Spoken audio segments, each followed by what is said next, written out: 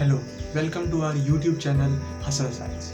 आज हम बात करेंगे कि ऑक्सीजन कैसे एक मेजर रोल प्ले करता है जब भी हम कोई वर्कआउट करते हैं या फिर ट्रेनिंग करते हैं। सबसे पहले बात करते हैं कि ऑक्सीजन हमारी बॉडी में कैसे ब्लड तक पहुंचती है। जब भी हम ब्रीथ करते हैं तो लंग्स में ऑक्सीजन पहुंचती है, फिर वहाँ से वो डाइल्यूट या फिर अपना concentration directly red blood cells के साथ मिलकर ब्लड में मिक्स हो जाती है और फिर वो हीमोग्लोबिन हमारे मसल्स तक जाता है जहाँ जो भी एक्सरसाइज परफॉर्म कर रही होती है।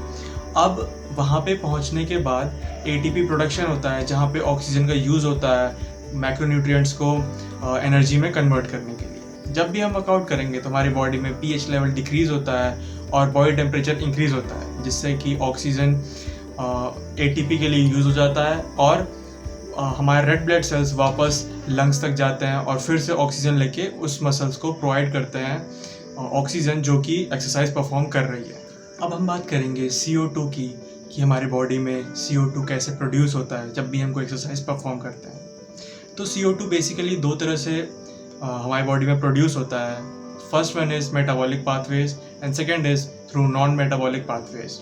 मेटाबॉलिक पाथवेज में मैक्रोन्यूट्रिएंट्स का ऑक्सीडेशन होता है for ATP to produce energy. जब भी ATP का प्रोडक्शन होगा तो मेटाबॉलिक पाथवेज के थ्रू मैक्रोन्यूट्रिएंट्स जो है ऑक्सीडेशन उनका होगा और CO2 रिलीज होगा।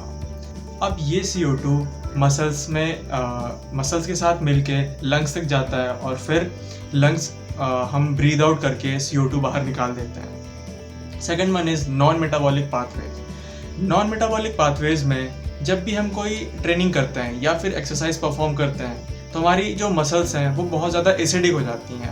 अब जैसे हम एक्सरसाइज परफॉर्म करते रहते हैं over a period of time तो हमारी मसल्स एसिडिक होती जाती हैं और पीएच लेवल डिक्रीज होता जाता है, जिससे कि हमारी बॉडी में एसिड बफर हो जाता है और इसमें हाइड्रोजन आयंस को बॉडी कन्वर्ट कर देती है डायरेक्टली बाइकार्बोनेट में।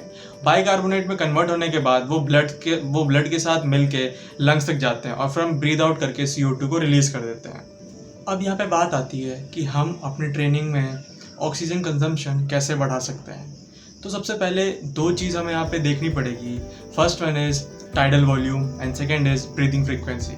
टाइडल वॉल्यूम का मतलब है कि हम एक बार ब्रीथ करने पे कितना ml ऑफ ऑक्सीजन हम अपने लंग्स में डाल रहे हैं या हमारी लंग्स की कैपेसिटी कितनी है कि वो कितने ml ऑफ ऑक्सीजन वो हमारी एक बार में हम ब्रीथ इन और ब्रीथ आउट कर रहे हैं। तो यहाँ पे टाइडल वॉल्यूम काफ़ी मैटर करता है जब भी हम अपनी ट्रेनिंग इंक्रीज करना चाहते हैं, जिससे कि हमारी मसल्स फटीग ना हो जल्दी और थोड़ी और ज़्यादा टाइम तक के लिए ट्रेन कर सके बॉडी। अब हम बात करते हैं ब्रीदिंग फ्रीक्वेंसी की, मतलब कि एक मिनट में हम कितनी बार ब्रीद इन और ब्रीद आउट करते हैं। तो एक नॉर्मल ह्यूमन बीइंग के लिए 12 to 20 टाइम्स डॉक्टर्स के अकॉर्डिंग नॉर्मल माना जाता है when we talk about breathing frequency. और टाइडल वॉल्यूम की बात करें तो 500 ml पर आप कह सकते हैं इंस्पिरेशन जब भी हम ब्रीद इन या ब्रीद आउट कर रहे हैं तो एक नॉर्मल आदमी के लिए ये ओके माना जाता है। अगर आपका ब्रीदिंग फ्रीक्वेंसी 12 से नीचे है या 25 से ऊपर है तो वो ओके नहीं होता या एबनॉर्मल माना जाता है डॉक्टर्स के अकॉर्डिंग। तो अगर आपको अपनी ट्रेनिंग इंक्रीज़ करनी है जिससे कि आपकी मसल्स देर तक फटीग ना हो और आप ज़्यादा टाइम तक ट्रेनिंग कर सकें, उसके लिए आपको इन दोनों फैक्टर्स पे वर्क करना चाहिए, जिससे कि आप काफ़ी टाइम तक अपनी ट्रेनिंग को इंक्रीज़ कर सकते हैं और ऑक्सीजन आपकी बॉडी में आता रहेगा और आप उस मसल्स में डायरेक्टली भेजते रहेंगे, जिससे कि आप काफ़ी देर तक आप ट्रेनिंग कर सकते हैं।